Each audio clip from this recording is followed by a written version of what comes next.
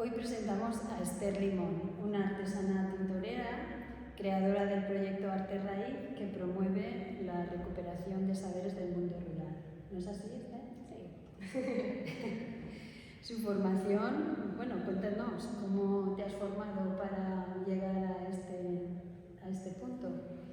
A ver, pues, o sea, Porque de formación. Tú eres sí. técnico, ¿no?, en educación infantil, ¿no? ¿Eso? Educadora social, sí, y como un montón de más cursos y más cosas, pero el caso es que no me estoy dedicando Por eso, a la educación social. ¿Cómo has llegado a este punto? Sí. ¿Cómo te has formado para llegarte hasta aquí? Pues, a ver, yo soy muy inquieta y todo el mundo de manualidades, diferentes técnicas, esparto, macramé, tejido, siempre me ha interesado, ¿no? Entonces, bueno, he ido como picando en diferentes técnicas, en diferentes saberes y bueno, un día sí por casualidad llegó a mi vida, que casualmente lo comparto contigo, nos formamos juntas. Así es, un día nos encontramos en un taller. Sí, exacto. Entonces, bueno, pues ahí fue. Yo estaba embarazada y me parecía como muy bonito y muy romántico eso de teñir tejidos y bueno, hice un curso sin intención de más nada, como pues otra cosa que puedo saber. Y nada, la vida al final, bueno, me fascinó y fui aprendiendo, haciendo talleres, leyendo libros, haciéndome cursos y practicando mucho, ensayo-error y nada, pues al final, mira, me he dedicado a esto. La formación que me preguntabas, pues la primera formación que hice fue en la Universidad Politécnica, ahí he hecho un par de cursos y luego, bueno, pues desde cursitos como más pequeños de un fin de semana o un día con diferentes artesanas.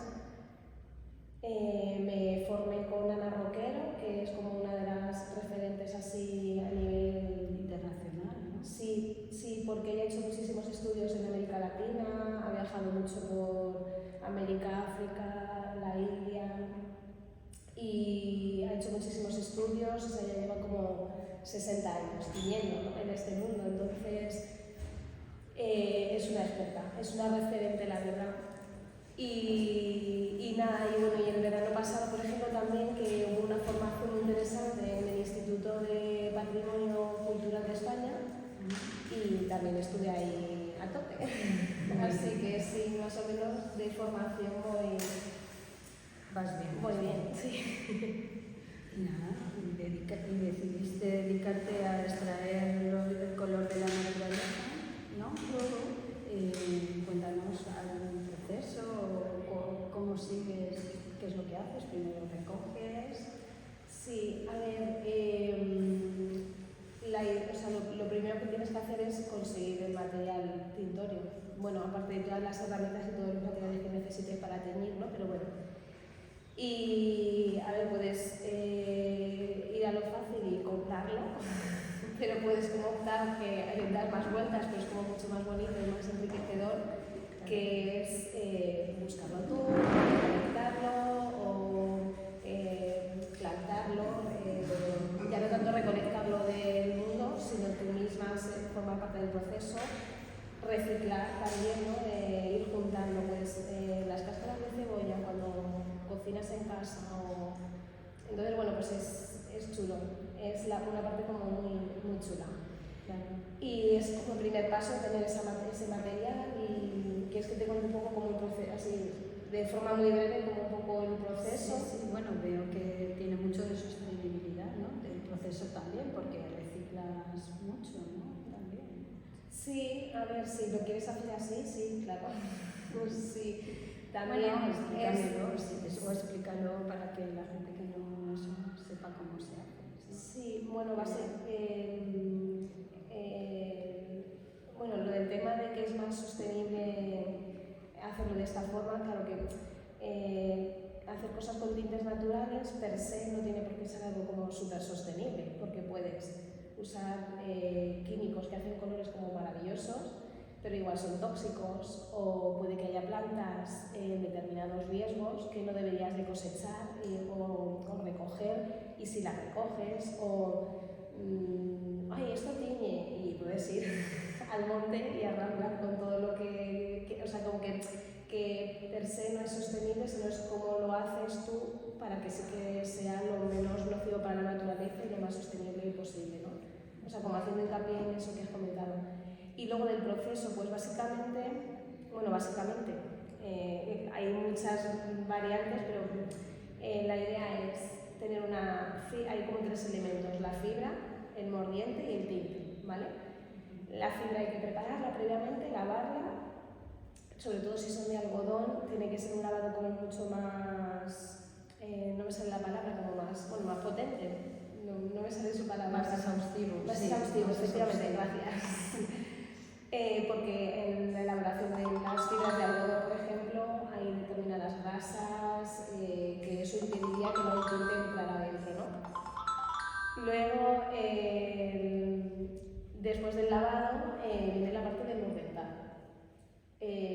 Resumiendo, porque se puede mordentar en diferentes fases, pero bueno, normalmente se premordenta, ¿vale?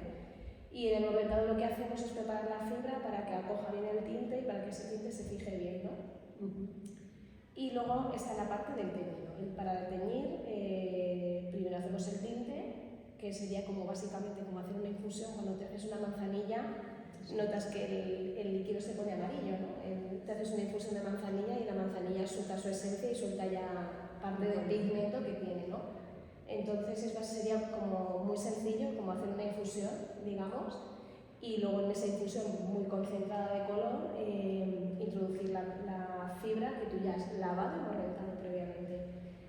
Una vez que ya hemos llegado aquí, ese puede ser el color que quieres y está bien, y puedes modificar, que habría como modificadores de color, que sería como una parte posterior. Y puedes modificar con zumo de limón, o con hierro, o vinagre, carbonato sódico, depende. Sí, o sea que ahí hay un campo de investigación, Sí. vamos, infinito. Sí, y luego cada tinte no se comporta de la misma manera. Claro. Entonces unos pueden hervir, otros no.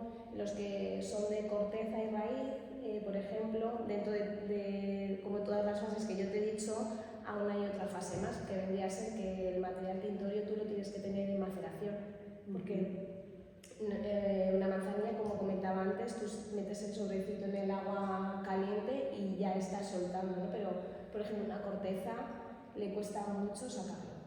Tienes que procesarlo un poquito. Perdón. Tranquila. Sí, la verdad es que tiene un proceso. Sí, es laborioso. Es laborioso. Es bonito, pero es laborioso. Claro, luego tú ya vas cogiendo tus trucos porque no, para teñir un neceser no cojo un trozo de tela, la lavo, la mordento, o hago tinte como para ese trozo de tela. Lavas mucha de golpe, mordentas, tú te lo clasificas, porque puedes mordentar también con diferentes cosas, ¿no? Pero bueno, tú te lo clasificas todo y puedes tinte puedes hacer más. Claro, tinte, por ejemplo, pues haces más, preveyendo que luego puedes teñir otra cosa, o ya que estás. Claro, es como un poco a veces. Tiene mucho de previsión también.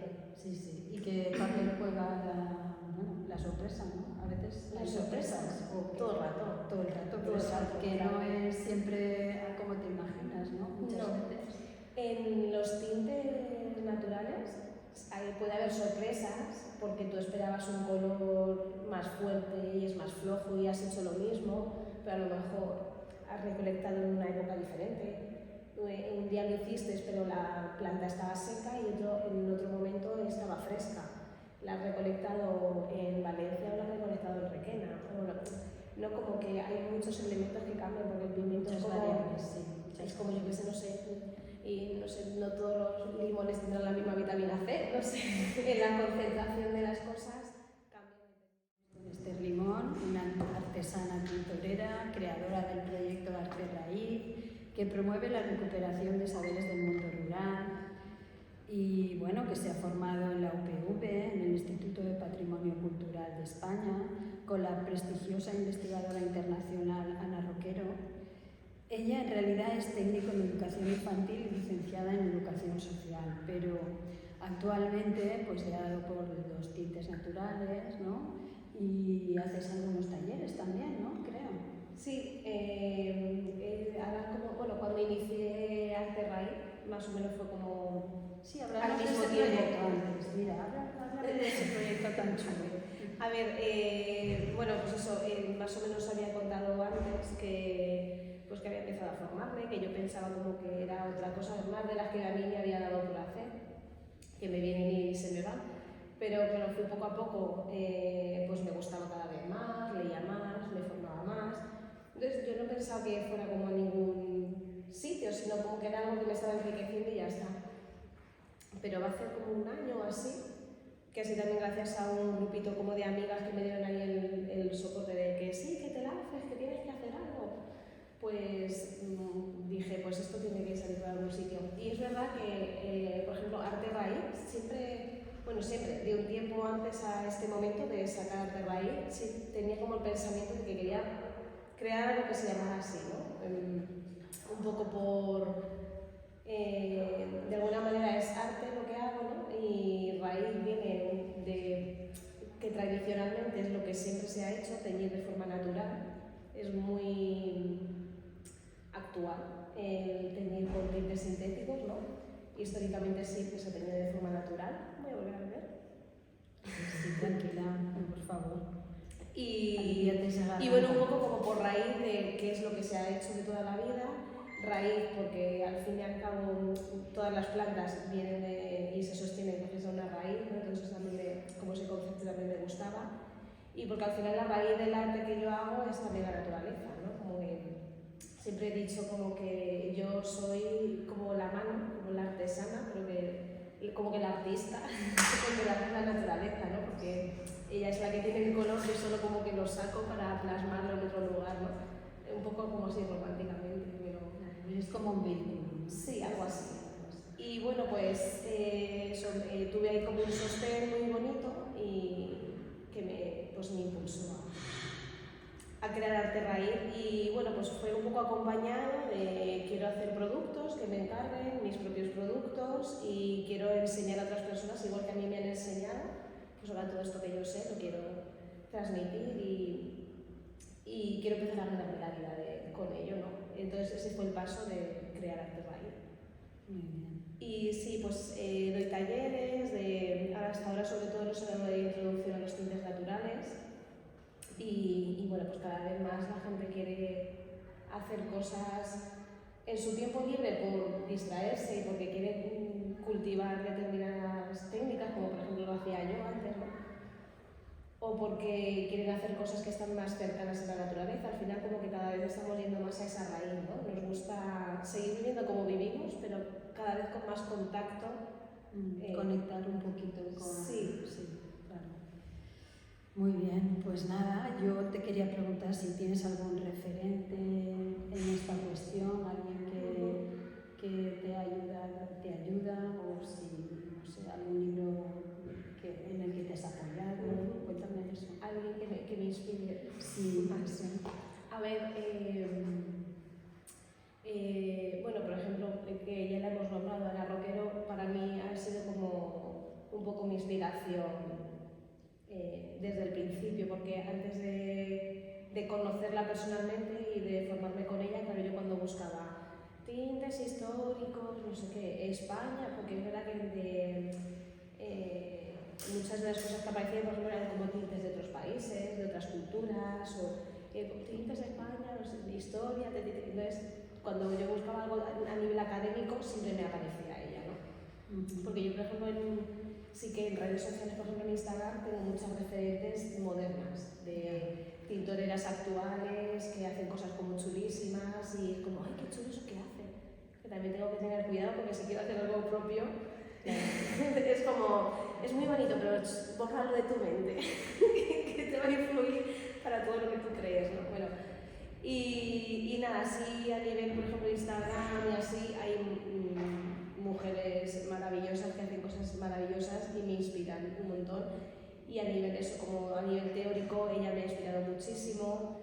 Fui haciéndome con libros, pues un poco...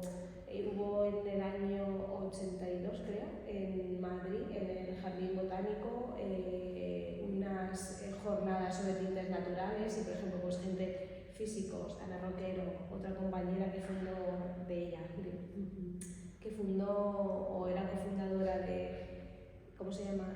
Taller Atelier en la Letrilla, que también es como una referente o bueno, una persona que se ha dedicado mucho a esto. No sé, pues por ejemplo ese libro para mí fue muy chulo. Hay cosas de física, botánica, historia, uso de los tintes, ese por ejemplo me resultó como muy referente. Y luego es que me he descargado todo lo habido y por haber, tengo miles de PDFs, libros, mira, Luciana Marrone también es otra referente, sí que es de América Latina, ella es argentina, pero tengo varios libros suyos y me parece también una referente muy chula. Muy bien. Pues nada, también quería preguntarte con las dificultades con las que te enfrentas con esto, lo que más, ¿no?, te impide hacer tu trabajo, no sé, si hay algo ¿con qué dificultades te enfrentas? A ver, dificultades. Bueno, mira, lo primero es el espacio, el espacio físico. Sí. Porque mi zona de trabajo es como bastante pequeña, que lo llamo yo mi laboratorio, que era como la antigua leñera de la casa y lo rehabilitamos un poco. Y bueno, yo me he ido como expandiendo cada vez que abres una puerta, porque los tintes naturales no es como un compartimento de hago esto, sí, abres una puerta, entonces ¿qué puedes hacer con ese tinte? Luego sacar un pigmento y luego se pinto acuarelas y si hago no sé qué, y con esta planta y esta planta y esta planta, entonces de pronto empiezas a recolectar. Esto lo tengo que macerando, esto lo tengo que es tinte que me ha sobrado y tengo que hacer no sé qué, pero ya lo haré, o sea, no sé, empiezo, así que mi hándicap es el espacio, porque he inundado mi casa. Y bueno, luego, a ver, en el día a día, pues por ejemplo, claro, el problema con el que yo me he encontrado, yo ahora actualmente, por ejemplo, mi hijo sí que va al colegio, pero antes de noviembre hacíamos educación en casa. Bueno, educación en casa no, que no iba al colegio, o sea, vivía educándose, ¿no? Básicamente. Y entonces, por ejemplo, eso para mí era un hándicap, porque estos procesos requieren como previsión, orden, un control, cuántos minutos, si tengo que teñir mañana, hoy esto lo voy a poner a macerar, mañana hago esto y entonces hoy hago tal, o sea, todo va como con procesos y entonces de repente pues pasa algo, tienes que dejar de trabajar, ya no te acuerdas cuánto tiempo lo has puesto y ese caos es un hándicap porque dejas de tener un control. No sé si este color me ha salido porque no he dejado más tiempo o menos. Entonces, por ejemplo, eso para mí fue una etapa, bueno, no fue ahí sé que no, que va al colegio, pero... sí, de eso podemos hablar también, porque claro, de conciliar, ¿no? De conciliar sí, la vida familiar con tu trabajo, pues como mujer siempre es un hándicap, ¿no? Sí. Sí, y sobre todo si trabajas en casa, que olvídate, porque es verdad que, por ejemplo, mi hijo, aparte de que ha estado muy vinculado a mí, que obviamente a su padre también, pero bueno, ha estado muy vinculado a mí y hemos estado en casa los dos. Entonces, aunque iba al cole y tal, es verdad que yo estoy trabajando en casa. ¿Ya estás trabajando otra vez? No sé cuántas, ven a estar conmigo, no sé qué. Pero claro, su padre va a trabajar, pero sale de casa. 4 años. Claro, o sea, yo estaba embarazada en mi primera formación, de 6 mesecitos así. Y, o sea, como que de raíz y hormón son mis dos proyectos de vida. Son como hermanas. Entonces, bueno, pues sí, su papá se va a trabajar y está ausente, está trabajando, pero si yo trabajo en casa es diferente. No concibe tanto estar trabajando o ya necesita su espacio, claro, es peque también, ¿no? Pero poco a poco. Entonces ese sí que es el problema. Y luego otro es, estoy tiñendo, pero ya que estoy, voy a poner la lavadora, ¿no? O optimizando el tiempo. Sí, pero al final te vas, entonces no, bueno, y a nivel handicap, por ejemplo, pues eso. Bueno, pues nada, te voy a preguntar si tienes alguna anécdota o algo que quieras contarnos y poco más, ¿ya? ¿Alguna anécdota que tú quieras o algo que tú nos quieras contar? Bueno, alguna anécdota, es que estaba pensando porque, bueno, no es una anécdota así como concreta, es una cosa como que me parece curiosa. Porque, a ver, yo vivo en un entorno rural, pero al final es un entorno que está como muy mediado también por todo el tema del cultivo del vino, de la uva, ¿no? Todo viñedos, y al final como que aunque hay campo alrededor, pasa igual a lo mejor aquí en Valencia hay campo alrededor y a lo mejor son huertas que no es como un bosque exuberante donde puedes recolectar un montón de plantas tintorias, o sí, porque los huertos ofrecen muchas oportunidades, opciones tintoreras, ¿no? Pero bueno, el caso es que yo en la zona en la que vivo, hay veces que cuando quiero recolectar determinadas plantas que yo voy bicheando y voy localizando, y por ejemplo mis mejores espacios donde recolectar son los polígonos industriales. No.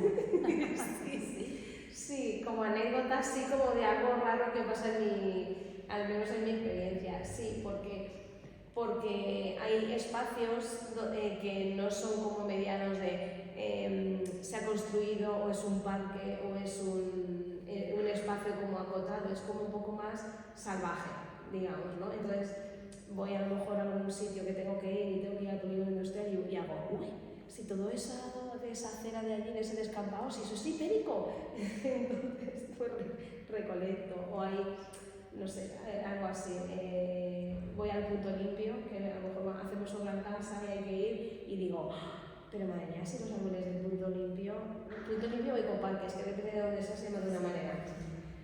Digo, pero si estos son arces, si los arces son maravillosos para hacer estampación botánica. Entonces, a veces estos sitios son mi refugio de recolecta. Eso como anécdota. Pues sí, muy simpática. Hay una planta usada tradicionalmente, bueno, histórica, maravillosa, que es el zumaque, y el único lugar donde yo la he encontrado. Luego, posteriormente, la he visto como en otros lugares también, rurales, no de mi zona, pero en otras localidades, y es el zumaque. ¿Zumaque? El zumaque. ¿Qué planta es esa? ¿Es una planta silvestre? El zumaque es una planta arbustiva, no es muy grande, y actualmente pues eso está como en el olvido, pero tradicionalmente ha sido súper importante. Se usaba tiene una concentración de taninos muy alta. Los taninos son como unos grandes aliados en el mundo de los tintes naturales, y se usaba para curtir pieles. Actualmente está en desuso y entonces ya no se cultiva, pero hay zonas en las que hay localidades en las que a lo mejor la producción de zumaque estaba al nivel de oliva, vid, cereales, ¿sabes? Hay pueblos quizá que incluso tienen su nombre la zumaquera, o que tienen incluso el nombre porque era lo que se cultivaba allí, ¿no? Y bueno, pues eso, yo buscando zumaque, y hay una persona de la zona que sabe un montón de plantas y me dijo, ¿sabes dónde hay zumaque? En el polígono industrial de UTE. Y yo, ¿en serio? Sí, vas por aquí, por esta calle, no sé qué, y todo lo que se ve ahí es zumaque. Y para la vida que voy. Claro, cuando la gente va a trabajar al polígono industrial y ve a una loca haciendo fotos a una planta y recolectando, es como, pero además es como, ¿qué? ¿No? Paran como, ¿qué haces aquí ahí? Bueno, pues esa soy yo. Podría preguntarte qué color hace el zumaque. Pues mira, ninguno. Ah, no. No, Entonces, no hace ninguno. Pero, a ver, es complejo y te lo puedo decir muy sencillo. El tanino puedes tener como diferentes coloraciones. Normalmente son como o incoloras, amarillas, marrones, quizá algo rojizas, pero en este caso el zumaque lo que tiene es un tanino que es incoloro, pero mezclado con hierro, los taninos lo que hace es que reaccionan y alteran y cambian el color. Entonces, el zumaque con hierro hace colores muy parecidos al negro. O sea, es incoloros tal cual, y si lo mezclas con hierro, entonces esto es lo que tienen los taninos maravillosos. Bueno, se nota que a ti te ha ido que lo has estudiado mucho. Sí, me ha calado. Aquí lo del zumaque yo no sabía, pero No. claro, yo no he hecho ni he investigado tanto. Claro, el zumaque lo Lo que pasa que, por ejemplo, actualmente es más conocido ya no por sus propiedades tintoreras, sino porque el fruto se usa en la cocina árabe, en determinadas zonas lo utilizan como una especia. Ah, sí. El fruto además es precioso porque cuando está, o sea, la planta es de un verde, cuando está en auge, en primavera es de un verde potente y los frutos se ponen de color rojizo. Son súper bonitos y tiene un aroma así como, no sé, tipo un poco como pimienta o algo así, pero el fruto es ácido. Es como chupar un limón y comer pimienta. Tiene bueno, yo mezclando sabores no lo estoy diciendo muy bien, pero sí. Entonces se usa mucho en cocina. Se llama zumac o sumac. Es como... Con Z. Sumac, con S. Con S. Sí, sumac, sí. De zumac, claro. Ya. Bueno, ahora de total la palabra zumac. Sí, total. No es muy... ¿Y qué consejo darías a alguien que empezara en este periplo que llevas? ¿Qué consejo? Alguien que quiera ¿Alguien que quisiera empezar con esto, sí. Bueno, venir a un taller mío, lo primero. Claro. A ver, consejo, pues verdad que se lancen. Es que tiene su intríngulis, pero es que en verdad al final es como fácil.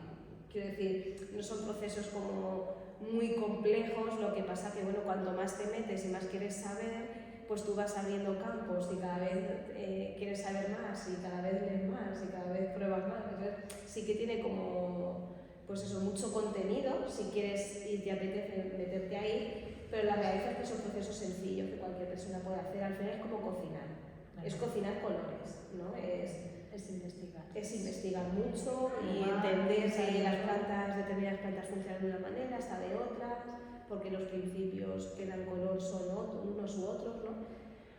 Y bueno, básicamente como si te apetece arrancar y para adelante. No requiere cosas muy complejas. Bueno, de hecho, mira, históricamente se tiene conocimiento de que hace 5.000, 6.000, 7.000 años ya se tenía con tintes naturales, pero no había evidencias de cómo lo hacían, o sí porque lo ponían en los libros, o había escritos, o un viajero recopiló y dijo que no sé dónde tenía, o sea, toda esa información estaba, pero no había evidencias arqueológicas, digamos. Y es porque entre cocinar y hacer esto no hay mucha diferencia. Entonces tú encuentras una vasija o restos de que hacían fuego no sé dónde y tú no puedes determinar si hacían ese fuego o utilizaban esa vasija porque eran tintes naturales o porque era para cocinar, porque es como un poco lo mismo. Entonces, por ejemplo, eso es hasta relativamente poco, y relativamente poco me refiero a como no sé, 1000 o menos, 500 antes de Cristo, por ejemplo, no hay evidencias de un lugar en el que se fuera una tintorería, ¿sabes? Pues como para ponerte el punto de que en verdad es lo mismo que cocinar.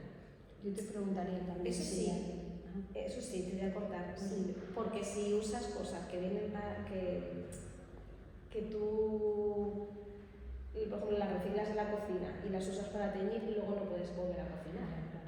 Porque son como, sí, todo es natural y no sé qué, pero sí, el cianuro también es natural y no pasa nada.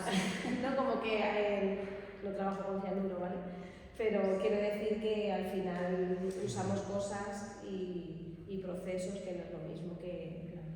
No, yo solo te quería preguntar si hay alguna tela o algo que tiñes que sea más difícil, no sé. Hay algunas que son más fáciles, otras más difíciles. Sí, las vegetales que requieren más preparación o no, ¿no? Sí, las telas vegetales o sea, la fibra está formada, es de celulosa,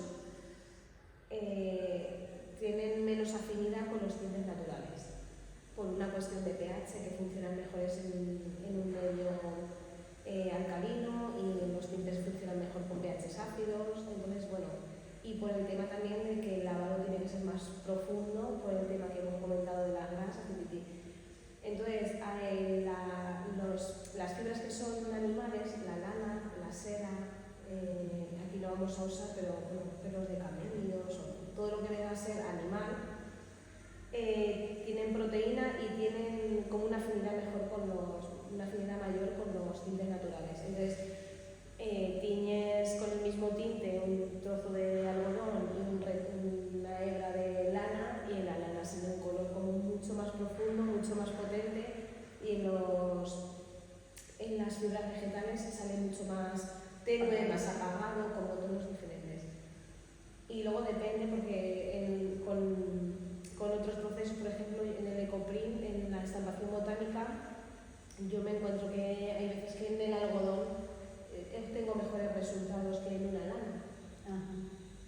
Depende de la lana, por el tejido, cómo es la fibra, el hilado, no sé, hay mucho porque la lana también se estampa maravillosamente con estampación botánica, ¿no? Pero un poco como que depende. Pero sí, el algodón y el hilo y así cuesta un poco más. Lo de la estampación botánica también es muy resultón, ¿no? Tú lo haces. Sí, es una maravilla. Antes que me comentabas lo de como el efecto sorpresa, ¿no? Es como por excelencia la técnica que tiene que ver con tintes naturales donde más sorpresa hay y un poco donde más magia hay, ¿no? Y más decepción también, porque te esperas algo que luego sí, y puede que te hayas equivocado o no hayas hecho bien algo y abres y haces, ¿por qué no hay nada? O sea, lo que más sorpresas me ha dado ha sido eso. Pero es que es una preciosidad, es una maravilla. Sí. Bueno, ¿tienes mucha obra para enseñar? ¿Has preparado pañuelos? ¿Qué tipo de cosas has? Tengo, sí, a ver, la verdad es que como he tenido como muchos frentes abiertos y bueno, va a hacer ahora un año, como he comentado antes, y bueno, pues eso, me inicié, pues venga, y yo iba haciendo unos encargos, porque yo lo que había hecho antes, sobre todo, era una parte mucho más de investigación. Esto tiñe, esto no tiñe, esto tiñe, pero si le pongo esto, entonces ha sido todo mucho más que creo que tengo, bueno, no sé si te lo he enseñado a ti, que tengo como un dossier como con todo lo que yo he teñido, todas las pruebas que he hecho y todo esto. Era como todo mucho más un proceso de investigación. Entonces cuando me lanzo y ya empiezo como a recibir algunos encargos, me empiezo como a centrar en los encargos. Y para seguir investigando, pues es ese equilibrio entre tienes que ir tiñendo cosas para ir investigando, pero según hay ensayo, error, acierto o no acierto, te van saliendo cosas, la gente las va comprando, pues me encantaría darme un pañuelo para mi madre.